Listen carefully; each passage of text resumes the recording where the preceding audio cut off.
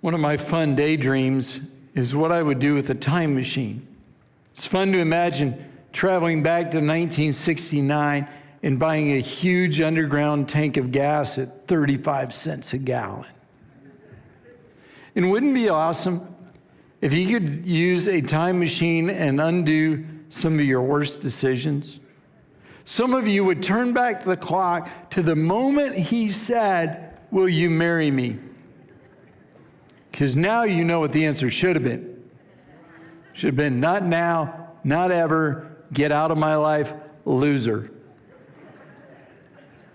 You might jump in the time machine and go back to just before you took your first drink.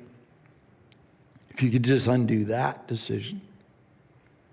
It might be a job, might be something you said, something you did. If you had a time machine with the ability to redo your worst moments, life would be very different. Many of you would use that time machine to improve your financial condition. You could avoid debt. With the time machine and the benefit of hindsight, you can make amazing investments and set yourself up for the future with financial security. My favorite story about a guy who needed a time machine is Ronald Wayne, co-founder of Apple. April 12th, 1976, Ronald sold his 10% stake in Apple for $2,300. If Ronald had kept his portion today, it would be worth over $300 billion, with a B, billion dollars. Good move, Ronald. If you had the chance to do it over, most of you would live by a different set of principles. You'd save more, give more, invest more, and spend much, much less. You don't have the benefit of a time machine. You can't undo the past, but you can approach the future with a different mindset and a changed perspective on money. That's what this series is about. 3 words that will change your financial life and give you a completely different way to live. My focus is not you need to give a lot of money to the church, or you need to give more money to the church. That'd be great. That's not what this is about. I would challenge you to realign your priorities and reorder your financial life by following these 3 simple principles. It'll change your future. And I want you to teach your kids a different way. I want them to avoid crushing debt and horrible mistakes. I want them to position their lives financially where they can say, "Yes, Lord," to whatever He asks, and they're ready for immediate obedience. 2 weeks ago, we learned the first word, obey. Obedience is the foundation of a solid financial strategy. If you get that wrong, then you're going alone without God's help or blessing. We looked a few moments ago at Malachi 3. I want to read it to you again with a little different perspective because I want to read it from the Message. Here's how the Message says it.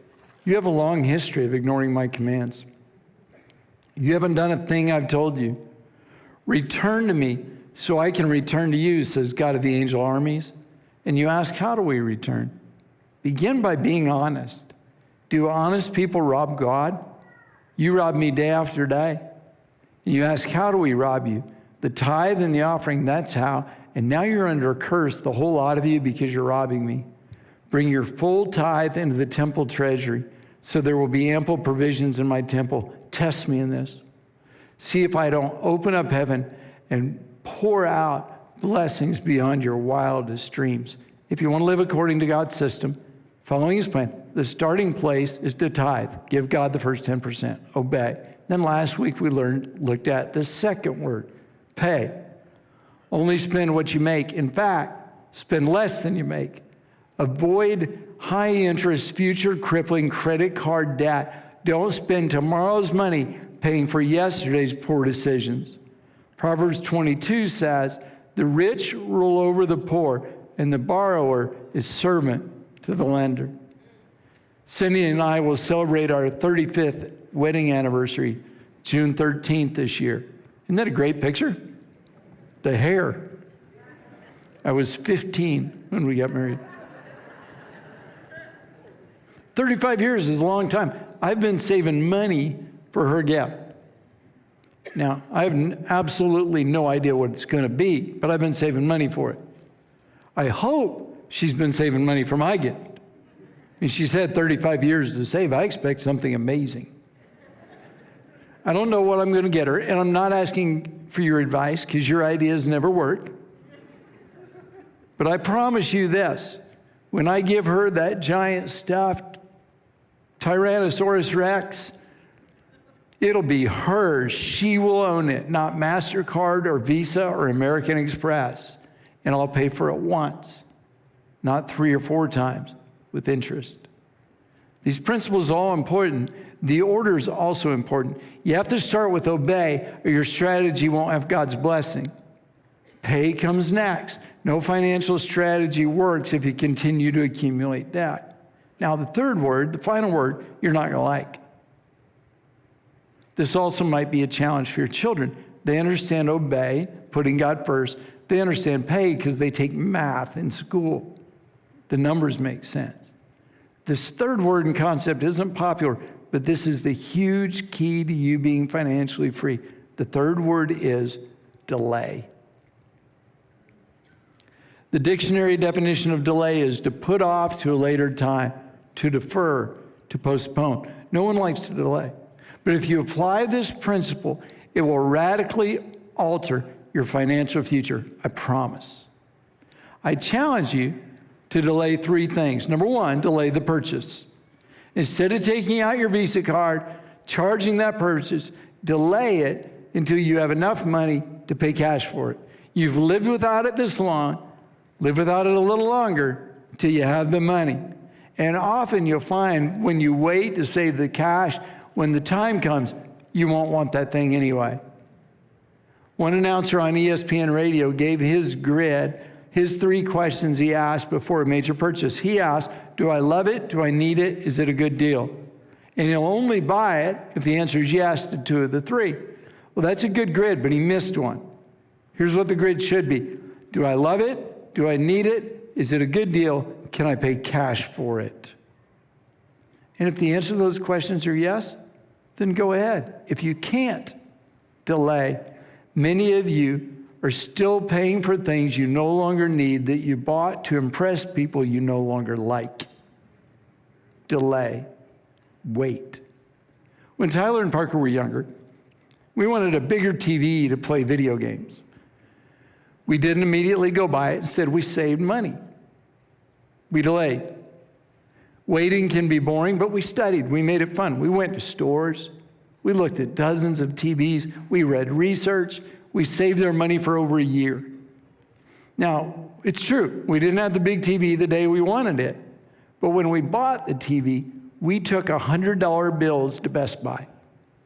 And here's the great thing. We bought a TV that cost more than we had. The sales guy came out and we said, we want that TV, but we don't have that much money. He said, well, it doesn't work that way. We said, get the manager. And he came out and we said, we really want that $1,100 TV, but we've been saving for a year and we only have $800. But we can buy it with these 8 $100 bills. We'll give it to you right now if we can have the TV. They took the deal. The boys loved the huge TV. I loved the fact it was paid for. It was worth the wait. One of the biggest benefits to delay is you avoid impulse buying. You're not buying things now on credit that you quickly figure out you don't want or need. Delay. I laugh when I see those commercials that say the next 15 callers will get an extra bonus, or call in the next 30 minutes for the special deal. Let me help you understand. They recorded that commercial months ago, and that commercial is airing in different stations, in different markets, with different time zones. They have no idea when it airs. Whenever you call, that's the deal. If you don't believe me, try it. Wait 40 minutes. And call and say, boy, I know I missed the deadline. What's the deal now? They won't know what you're talking about. The same deal is still there. Trust me, it's always there. They say call now because they know if you delay, you might not buy it. They want to create a sense of urgency so you'll act without thinking or playing. I got to get that now. What a deal. That's the same reason why they want you to sign up for a loyalty program or sign up for their app, so they can send you emails and notifications that remind you how much you like their stuff and get you to immediately buy it without thinking about it. Turn off the app notifications. Unsubscribe from the emails. Don't fall for that trap. Wait, delay. And while you're delaying, here's the key: save the money. There are a lot of different ways to teach your kids this principle. Here's what we did with Tyler and Parker. We didn't spend a lot of money at Christmas and birthdays. Some years we didn't spend any. We didn't have to because their grandparents were out of control. And now I am an out of control grandparent, and I love it. We also didn't do the contest people have, my kid's birthday party is better than your kid's birthday party. We're going to impress you. We didn't do that. Each of our boys, from the time they were born until they turned 18, got one big birthday party with their friends. One. But for years, with all the money we didn't spend on presents and parties, we funded an investment account for them that they couldn't have until they graduated college or they turned 25.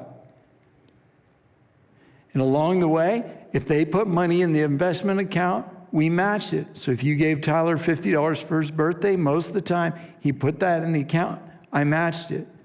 When they graduated college, their graduation present from us was their investment account. Every birthday present, Christmas present, and party that they didn't get for 21 years. Yeah, there were times they wanted a party or money, but as they got older and closer to graduation, they learned there's a payoff when you delay. It's never too early to teach your children this principle, but it's hard for them to learn it if you won't live it. Delay the purchase. Number two, delay the upgrade. Advertising tells you to upgrade your computer, your cell phone, your car, your house, your golf clubs, your iPad, your iPhones. There's always something newer and better you just have to have. Upgrading is all about, I was happy with what I had until you told me what I didn't have. I loved my car until I saw that other car. My new car is still the same car I loved. The problem is, I've seen something different. As I think about it, some of you have approached marriage that way. That upgrade didn't work out, did it? My cell phone was just fine, but look at the camera on this new one, 40 megapixels. I don't know what megapixels are, but 40 has to be better than 30. I gotta have some more megapixels. Delay. Here's what makes it a powerful principle. On major purchases, like a car or a house, as you delay the upgrade, bank the difference. Bank the difference between what you're paying now and what the new one will cost. Cindy and I lived in our first house for over 15 years. We could have upgraded sooner. We could afford it. But we delayed. And while we did, we figured out what the payment would be on the house we wanted, and we banked the difference between the payment on the house we had and the payment on the house we wanted for 5 years. There were times we wanted to quit delaying and just go for it. But then we looked what could happen if we kept delaying and the down payment we could eventually have. I didn't own my first new car till I was 35 years old. For 19 years, I drove used cars, hand-me-downs, and clunkers. Now, I loved looking at new cars. I read the magazines. I went to the dealers. I test drove cars and imagined that I had them. They'd be great to own, but I loved paying for the rodmobiles. And some of you have seen my whole list. I started with a 1968 Pontiac Catalina. Fine ride right there. Black interior, no air conditioning, deep in the heart of Texas. I drove it for 4 years. When I was done, I sold it for a $100 bill and felt guilty. After that, I drove a succession of used cars. My favorite was a 1988 Honda Civic that I drove until the year 2000. I skipped the decade of the 90s. I never impressed anyone with my cars, but I also wasn't in bondage to them. Hailstorms didn't bother me. Matter of fact, a hailstorm would have doubled the value of my car. Door dings, no problem. My favorite story with my Honda, I used to, because I have a bad habit, I'd lose my keys. And so when I go somewhere, I just leave the car unlocked and the keys in the ignition. And then I'd always know where they were. And so one day I was at the golf course, I went and played golf, and I came back and the door was open of my car. Keys in the ignition, door open, and someone had stolen my gas money out of the console and left the car. What in the world? All the while, I was driving that 88 Civic, I was saving the difference. Now, I didn't look cool driving that Civic for the whole decade of the 90s. But I bought it used, only financed it 3 years, and for the other 9 years, made a car payment myself. If you'll do that, made a car payment myself, $300 a month. And at the end of those years driving that old car, do you know how much I'd saved? $28,800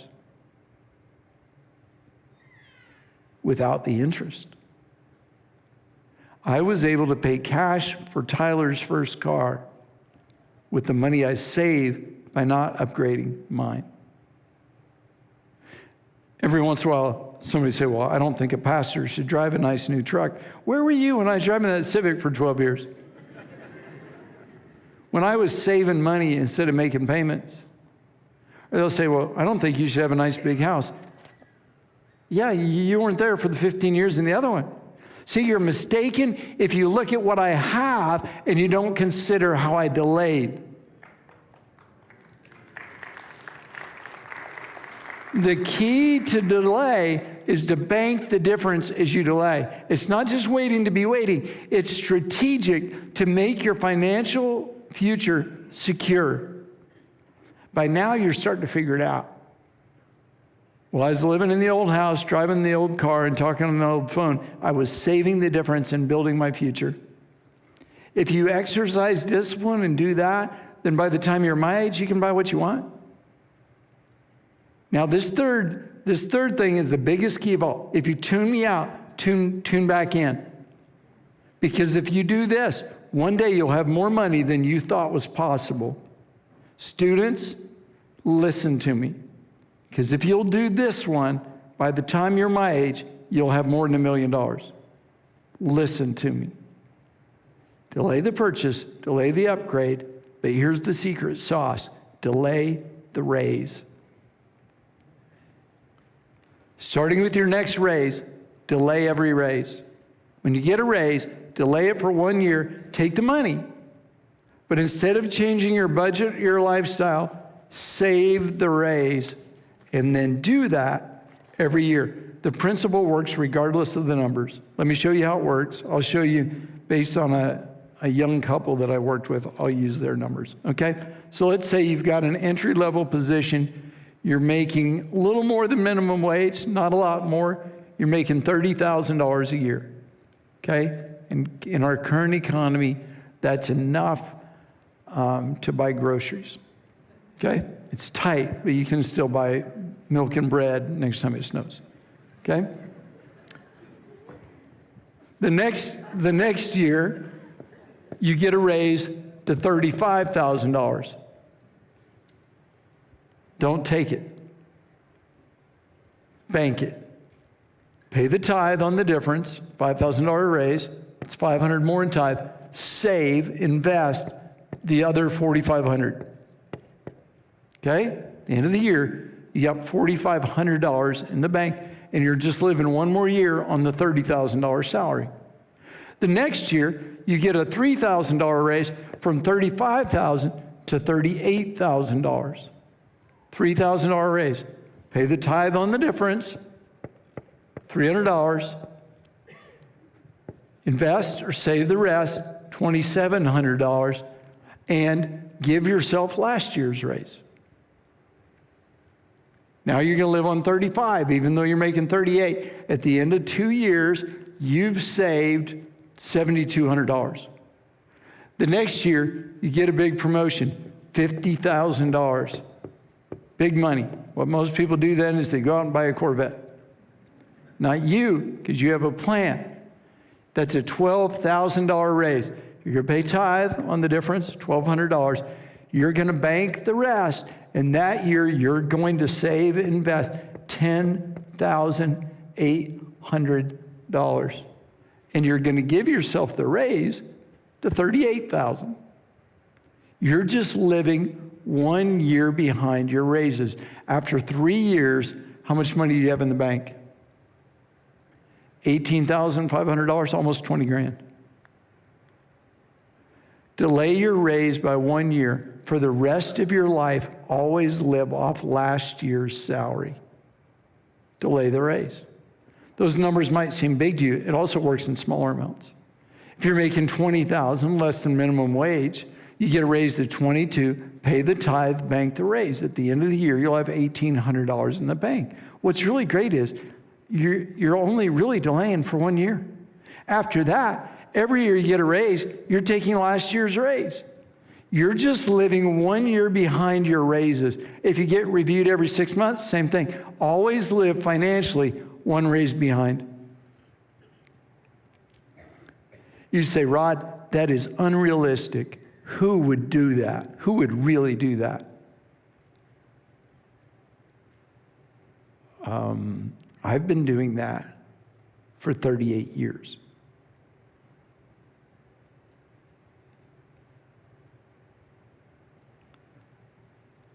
First, it didn't seem like much.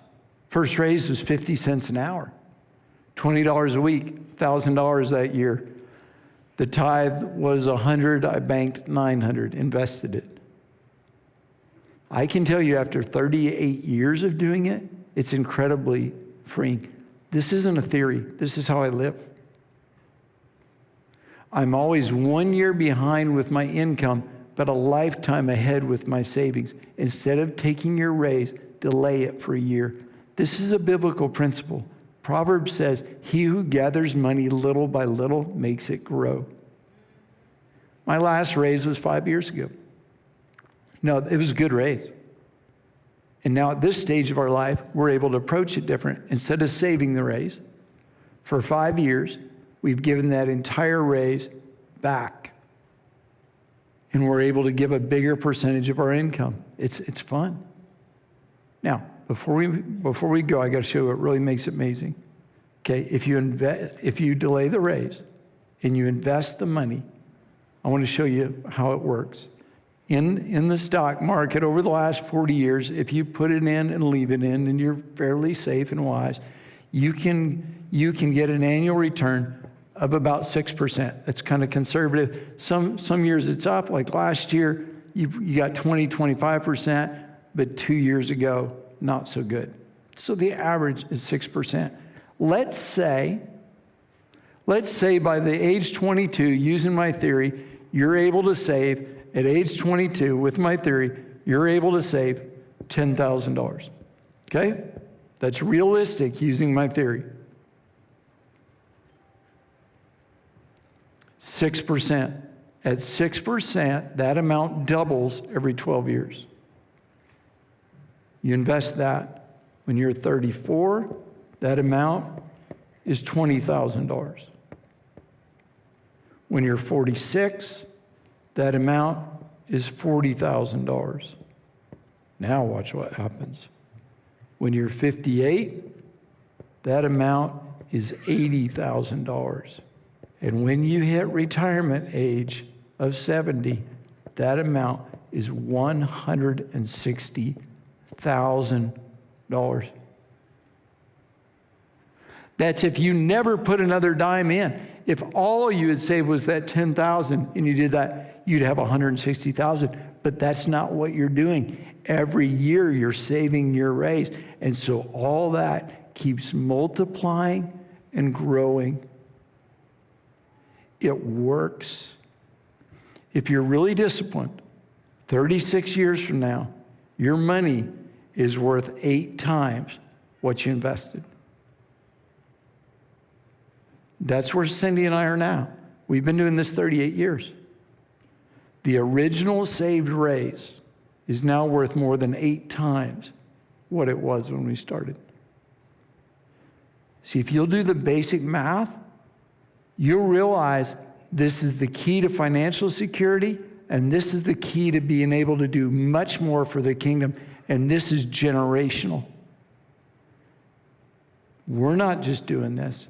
We've taught our sons to do this, and they'll teach their kids to do this. Some of you are living in a family that's had a cycle of poverty for generation after generation. You can break the cycle. All you have to do is delay your raise for 1 year. For the rest of your life, live 1 year behind your income. So here's my question. What could you delay? What do you really want, but you could wait to have?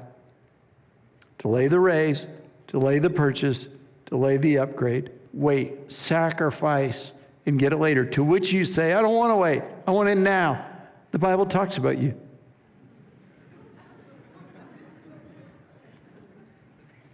Proverbs 25, like a city whose walls are broken down is a man who lacks self-control. It takes self-control to wait. Without self-control, you have no defense. It's just the whim of the moment, going with your emotion. What you must have and you can't wait. You say, but Pastor Rod, it's not fun to wait. I understand, but how much fun is it paying on something you don't even have anymore? Learn to wait. And you say, good financial talk. Oh, but you know what? This is not just about money. Now watch. Why do people mess up their lives sexually? They're just not willing to wait till marriage. God says, wait. I know you want it now. But if you wait, things will be so much better. If you wait, you'll avoid pain and heartache. If you wait, you'll avoid this long string of dysfunctional, unhealthy relationships if you'll just wait. Why do people make horrible decisions about their life and their career? They're not willing to wait on God's timing. They're in too big a hurry. How much better would your life be if you learned the principle of delayed gratification, if you just learned to control your desires and wait? Proverbs chapter 21 says, careful planning puts you ahead in the long run. Hurry and scurry puts you further behind. People marry people they shouldn't marry. They get in relationships they shouldn't be in. They move to cities they shouldn't move to. They take jobs they shouldn't take. They get in careers they shouldn't be in, all because they're in a hurry and they want to have it now.